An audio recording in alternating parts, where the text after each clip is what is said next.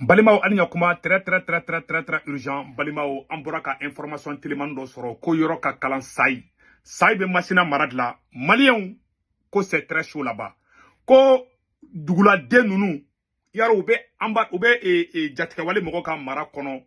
abe sans sababo bi. Est-ce que malien chambo kalama? Ça vaut 2 ou 3 ans. Maintenant situation tobe ka empiré ka taka fedi. Ko gendarmerie munumbe anye saika do kere ne wuli ka fonna ko gendarmerie ni fe munumbe no malien ananga kan fenfe be sai mara yoro fenfe na olu yere est-ce que malien ba kalama ka foko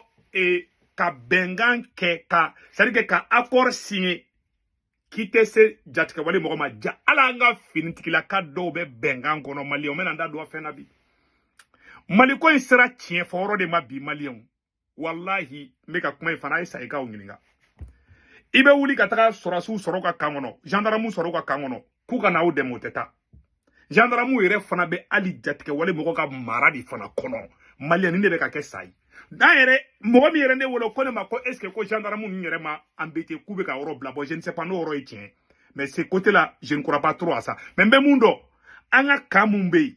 anga fintikila kamunube sai marala ube benga ngono de malien Saïka ye cri de cœur chamanke ne ken ba fo autorité mo ngena yoro be ka tagabwati ne en même temps aussi anye information flana no fana soroko ataki do kara kidali marala ntena image rawla malien u yanga sorasi do faga de ntendu wala mais ne te image ganigra te image ra de mali norla ataki do kara de ntendu wala awa sai fana sholindu kelemeka c'est que sai be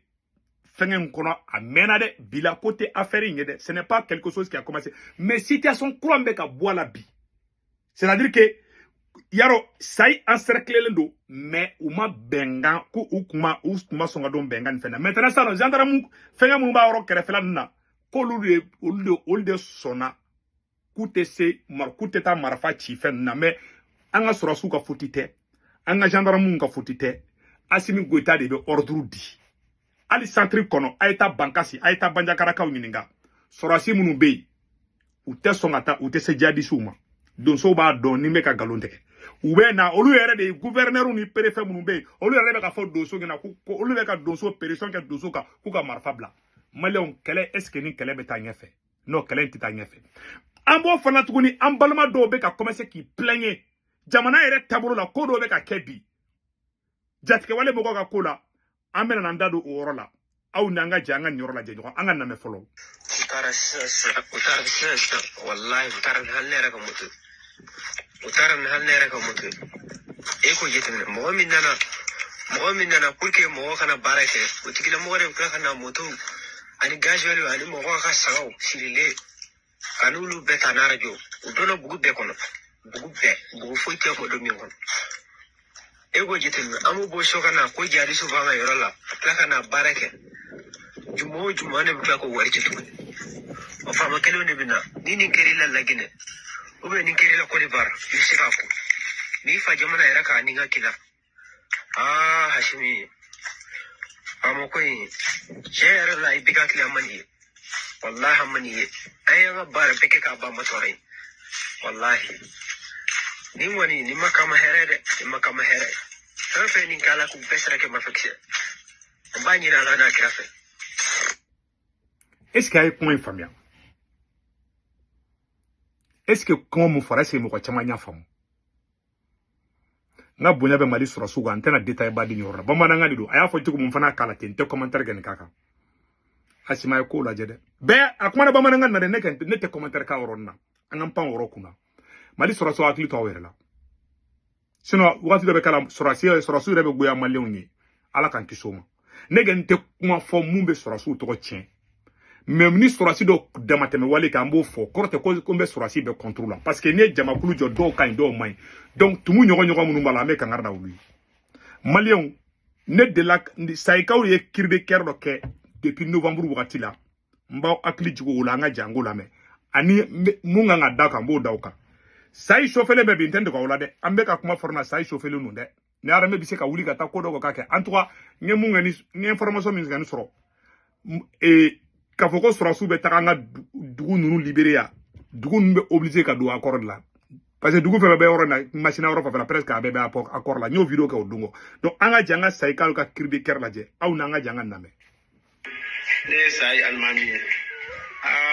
ne degun tɛ fila ye sayi ko degun da bi nin ye bi anw ye tile 57 ye an ti se ka bɔ ka taa yɔrɔ si an ka balo banna sɔrɔ si t'an na bon maa ninnu fana jarisi ninnu bɛ an dara fo ka taa fɔ anw kɛfɛra bɛɛ donna bɛnkan na an ko an tɛ don bɛnkan na an tɛ mali kɔ bila bi an t'a kɔ bila sini aya aw minnu ye faamaw ye tamisɔrɔ ɲɛ b'a an fɛ kɛ an sɛrɛla an kɔni bi ma an kɔni an degulen fo ka taa fɔ ni degun tɛ fila ye degun kɔni o kɛra an kɔni an tɛ bɔ hasimi kɔ bi an tɛ bɔ a ka sini n'a sɔrɔ a bɛ se k'anw dɛmɛ cogo min maa ninnu kɔni bi ma kɔni u kan bɛ kɛ anw kɔni ni minɛ komi n'a fɔ bi kɔni u fɛ kɛ anw kan ka dugu yɛrɛ de wuli pewu an b'a ɲini aw fɛ a b'an dɛmɛ cogo o cogo a y'anw dɛmɛ ten depuis septembre tile 10 fo bi attaquement kɛ anw fɛ yan nɔ aw yɛrɛ y'o kuma mɛn faama dɔw tora la civil dɔw tora la ka taa se bi ma anw kɔni datugura an tɛ se ka taa yɔrɔ si an kɔni a bɛɛ sabu ye an tɛ fɛ ka bɔ fanga de kɔ an bɛ fanga de nɔfɛ an b'a nɔfɛ bi an b'a nɔfɛ sini n'a sɔrɔ a bɛ se k'an dɛmɛ cogo min n'o kɔni na a kana suma ye dɛ anw kɔni bi ma kɔni dɔw yɛrɛ bɛ hali bi u bɛ sigi u tɛ dumuni kɛ k'a sabu kɛ a sɔrɔbaliya ye an b'a sɔrɔ yɔrɔ y'o bɛɛ tigɛ an na aw ni ɲinan y'anw san filɛ an tɛ ci kɛ an kan k'a sɔrɔ sugu min na u y'o yɛrɛ tigɛ an na aya hali ni wari b'e kun ne suma n'a sayɔrɔ tɛ yen nɔ i t'a sɔrɔ an b'a ɲini aw fɛ a y'a kɛ ala n'a kira kama a k'aw magɛn ne ye sayi alimami ne tɔgɔ ye ali tangara o de kun bɛ fɔ aw faamaw ye assalamu alaikum wa rahmatulahi wa barakatuhu aw bɛɛ lajɛlen ye kuma in mɛn kelen fɔ an ka gɛlɛya kan n'o ye sayi ye an bɛɛ de sigilen bɛ o kɛnɛ kelen kan aw gɛlɛya kelen de bɛ an bɛɛ lajɛlen kan hali bi hali sini an kɔni bɛ laɲini min kɛ aw fɛ gɛlɛya min bɛ mali kɔnɔ bi a bɛɛ fan bɛɛ fɛ bɛɛ b'a kalama mɛ kɛrɛnkɛrɛnnenya la gɛlɛya min bɛ anw fɛ bi ni gɛlɛya nana sigi n'a sigi balo tigɛli yɛrɛ ma e la vraiment adamadenya a nalɔgɔra anw bilama an ye hakili sɔrɔ bi k'a sɔrɔ an bɛ balo maɲumatɔ kɔrɔ an yɛrɛ de b'a dɔn mɛ an kɔni n'i y'a ye anw kɛ bɛ ka gɛlɛya ko an kɛ bɛ ka gɛlɛya ko kɛ da fanga yɛrɛ de kama an bɛ fanga de kɔ fanga ye mali bila position na anw fana anw sayi ka anw b'o position kelen de la donc an bɛɛ ka hinɛ sɔrɔ dugu ninnu na u nana bɛ u dara k'u bɛna olu wuli n'u dun y'u wuli an b'a dɔn peut-être dabalijugu dɔrɔn tigɛlen bɛ u fɛ an fana kama an b'a ladɔnniya n'an fana bɛ se ka magɛn cogo min na kɛlɛra a ka magɛn ten malien bɛɛ nin vocal in mɛn a bɛ kalo dama min bɔ dɛ donc nin ye sayi kaw ka kiribé kɛrɛ de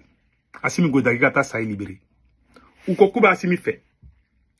u ma fanga mali fanga dɔgɔya u ma kuma jugu fɔ Assimi ma hɔrɔnya la Assimi hali ni bɛ se ka mali armée bɛɛ bila ka taa sayi libéré kan k'o kɛ u bɛ degun en tout cas an bɛ yɔrɔ na ko bi nin kuma in ye kuma kɔrɔ de dɛ mais bi an bɛ yɔrɔ na les données sont en train de changer est-ce que dugu in yɛrɛ est-ce que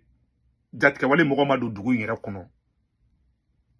je pense n y'o kuma de mɛn mais on verra mun ye ne wele a ko Segu Tunkara ko sayi finitigilaka fɛn fɛn bɛ yen k'a bɛɛ kasa kuru ka bɔ awa ko sayi kɛra jatigɛwale mɔgɔw ta ye ko binaka mɔgɔw ye sayi minɛ information min don c'est à vérifier depuis kunu ne y'a mɛn ko ça ne va pas à sayi ne ma sɔn ka n da don a la bi tuguni ne welela mais tiɲɛ yɛrɛ la ni mankan bɛ ka kɛ bɛɛ b'i ta fɔ mais ne bɛ mun kɛ ni kalama ça ne va pas à sayi o côté o ye tiɲɛ de ye f'an k'o fɔ mais mun ye ko gendarme bolila bu gendarme yɔrɔ bila ou bien sɔrɔsiw yɔrɔ bila tiɲɛ yɛrɛ la o ye n fɔ an k'o yɔrɔ vérifier ɲɔgɔn fɛ mais mun ye ko accord bɛ ko an ka finitigilaka minnu bɛ yen yɔrɔ la k'olu fana bɛ jadisiw ka mara kɔnɔ o ye tiɲɛ de dɛ est-ce que maliyɛn caman b'a kalama ko mali yɔrɔ caman bɛ yen bi ka contrôle bɛ tero de bolo an ɲɛ bɛ banjakara yɔrɔ nin fɛn ninnu na bilahi hali ni mali mɔgɔba dɔ bɛ fɛ ka taga n'a man di jadisiw tɛ taa bɛnkan de bɛ yen u b'u sago kɛ u b'u yɛrɛ cogo mun ja jadisiw ka u sigilen filɛ yan fɔ u bɛ te min na mali sɔrɔsiw filɛ yan fɔ u bɛ te min na si tɛ se si ma ala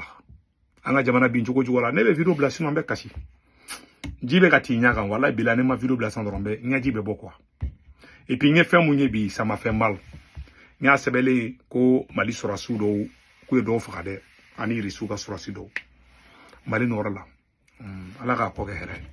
mali fɛn fɛn bɛ faransi italie espagne angleterre amérique canada ka wari ci nɔgɔya la bɛ Sendwave application télécharger a photo filɛ nin ye n'a ye Sendwave application télécharger a bɛ ne ka code promo urgent 10 € bɛ na o y'a yɛrɛ ta ye u ko fa ba ka banque information be da so mo me malla Sénégal Côte d'Ivoire Cameroun abul ko orange numéro ta nu to gombe 40 ga na war ci ma wa sur orange mo na sur place wato jabo war ci doroma ila kasara